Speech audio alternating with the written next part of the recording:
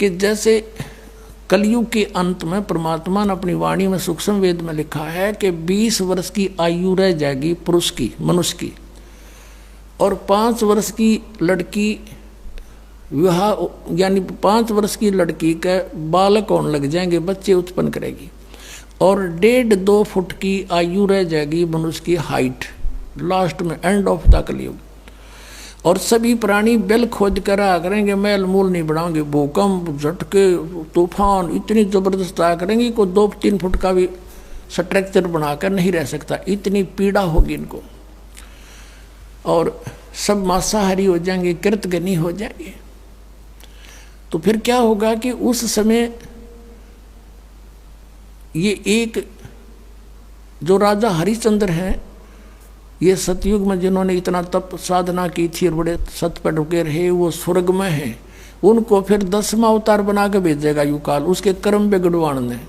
उसकी बहुत लंबी तलवार होगी और उसका कद सबसे तगड़ा होगा, 7-8 फुट का होगा, और फिर सबको वो काटेगा जैसे परशुराम नक्षत्री काटे थे, क्योंकि वो तो ये मानने को नहीं, यहाँ का इलाज लास्ट में यही है इसके पास, सबको कत्लेआम करेगा, खत्म कर देगा।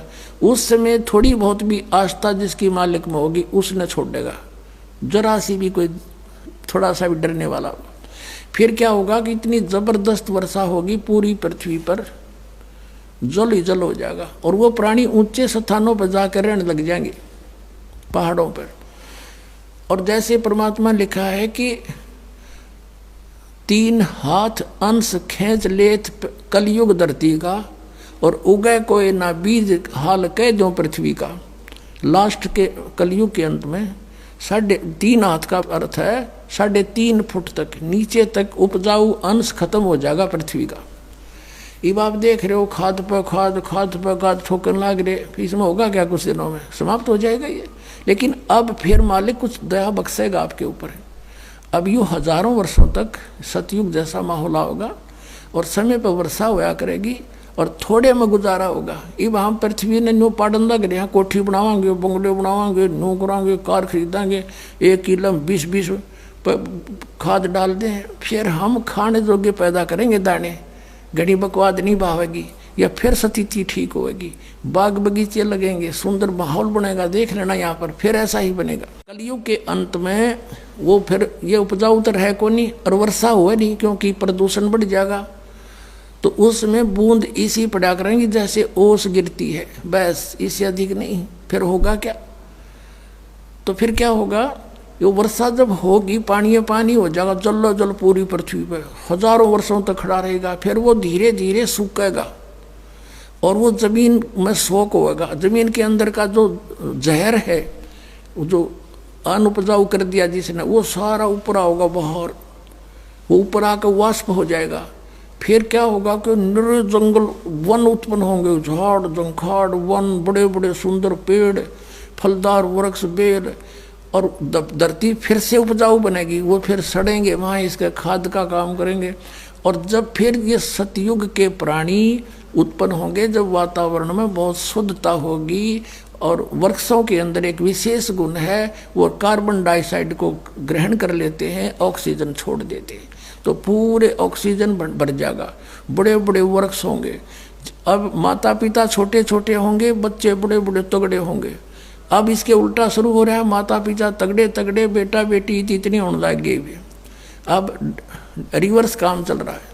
तो ऐसे फिर सतयुग शुरू होगा। उस सतयुग में ये आत्मा जो ईब यहाँ रह जाएंगी इस भक्ति प्राइम टाइम में, तो वह फिर जन्म लेंगी। अब उनकी पिछली भक्ति से वो जहाँ लगाओगे समाधि भी लगेगी। अब उस अपने हथियार ने कितना प्रयोग कर लो, वही सफल होंगे। अब जैसे चाकू है, चाकू का उद्देश्य क्या होता है, सब्जी छोल ले, प्याज छोल ले, नींबू काटे, प्याज काटे, अपना काम ले, और उसने किसी का घसो दे, काम तो उड़े भी करेगा, फिर वो तो पाप इकट्ठा कर लिया। तो ऐसे उनकी सबकी अब अंदर जो है, जब ध्यान मग्न होंगे, क्योंकि उनको विधि ये बताई जाएगी, मेडिटेशन करो, 1-1 लाख की उम्र हो जाएगी वर्ष की, सुंदर आहार फलदार वृक्ष खाओ पियो मौज करो, ये जो गेहूं चने ऐसे ये अपने आप अपने आप उगेंगे वहां पर, उन्हें तोड़ के लाने और मसल के खाने, ये होता सतयुग में। फिर कोई काम नहीं करना और इतने स्वस्थ शरीर होंगे, कोई बीमारी रोग नहीं होता। और वहाँ के जब भगवानों के बदले इसने छोड़ कर दूसरा भगवान कोई ना सुना, नो क्या मैं समाधि लाता हूँ, मेरी समाधि वहाँ तक जाती है। तो सतयुग त्रेता द्वापर तक इन्हीं अब के बिछड़े हुए बागियों के पुण्य फिर थोड़े बहुत चलते रहेंगे, ये सुने को ना भगवान की बात। और दूसरे कुछ पूर्व संस्कार से उनको लाभ होता रहेगा, वो सोचेंगे जो साधना मैं कर रहा हूँ इसी से मुझे पुण्य हो रहा है, लाभ हो रहा है। और कलयुग में धर्मदास ये कति खाली हो लेंगे, बैटरी डाउन हो जाएगी इनकी, नरे पाप इकट्ठे होंगे, शास्त्र विधि साधना करेंगे। शास्त्र विधि अब देख लो, जब शास्त्र विधि के अनुसार एक भी किसी मजहब पंथ में भक्ति हो, नानक साहब जी सतनाम का जाप करते थे, पूरे सिख समाज को उसका पता नहीं, तो वो कैसे मोक्ष प्राप्त होगा उनको। ऐसे ही पूरे हिंदू समाज में इस मंत्र से जाप होनार एक को भी नहीं पता, कोई एंड बैंड नाम देते हैं। ऐसे मुसलमान समाज में, ऐसे ईसाई समाज में देख लो। तो ये सब शास्त्र विधि त्याग का मनमानी पूजा करने से अब इनकी पुण्य कमाई तो बनी नहीं, आध्यात्मिक कमाई बनी नहीं, अन्य सिद्धि शादी आ गई वो यहीं बर्बाद कर दी। तो अब इनका कुछ भी क्रिया काम नहीं करेगी, सब दुखी हो लेंगे। और जो साधना ये करते ये तो काम की थी ये कोई ना, पिछले प्रारब्ध दिन के अच्छे हैं नहीं, तो सब पर कैर टूटेंगे, बट नेचुरल है।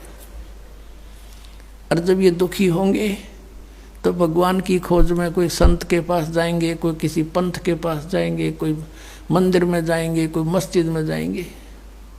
फिर वहाँ मैं अपने बच्चों को मिलूँगा किसी भी तरीके से, और फिर उनको सतमार्ग बताऊँगा और मैं उपदेश दूँगा, वो लेते ठीक होने लग जाएंगे। और वो फिर मुझे पहचान लेंगे, और नकलियों गुरुओं की किताबें बन चुकी होंगी। जब मेरा संत जाएगा वो उनकी पोल पाड़ के और सबको सार्वजनिक कर देगा, और मेरे बच्चे मुझे पहचान लेंगे और सतनाम जाप करके सार नाम लेकर मेरे पास न्यू आवेंगे। तब कलयुग तक इसको छुपा के रखना। इसलिए परमात्मा ने सतयुग त्रेता द्वापर में जानबूझकर फ्री छोड़ दिया था, खा लेने दे धक्के न और अब देखना पुण्यात्माओं, नो जहाज के जहाज भर के जाएंगे सतलोक में। बोलो सतगुरुदेव।